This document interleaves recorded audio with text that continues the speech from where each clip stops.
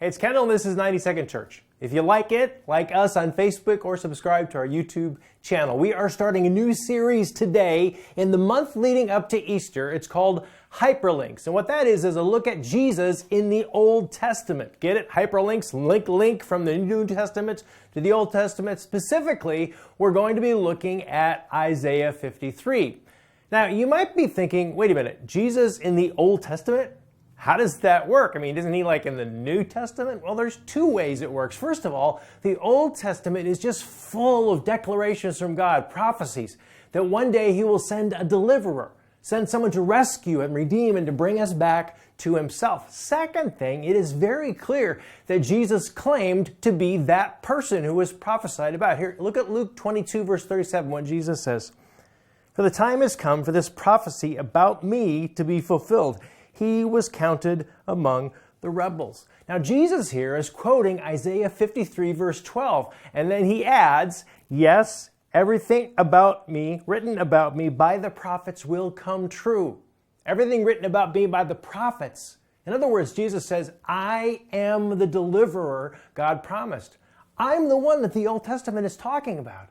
See, Jesus is all over the Old Testament, and for the next month, we're going to see him in Isaiah 53. I want to start us off by reading verses 1 and 2 of Isaiah 53. Then on Thursday, we're going to dive in more deeply. Here it is, Isaiah 53, verses 1 and 2.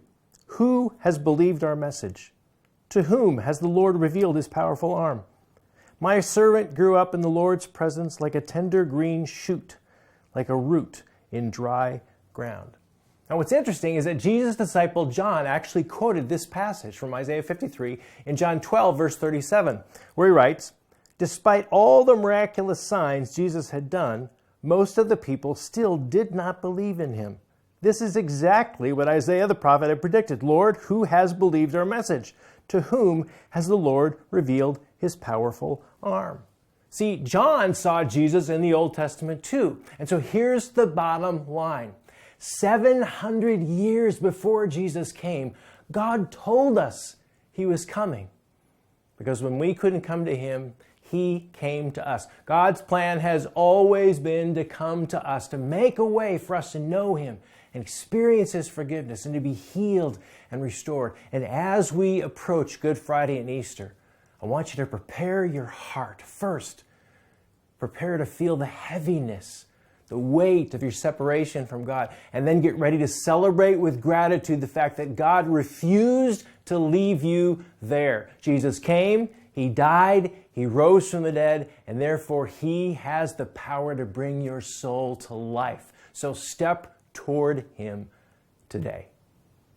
We'll talk to you soon.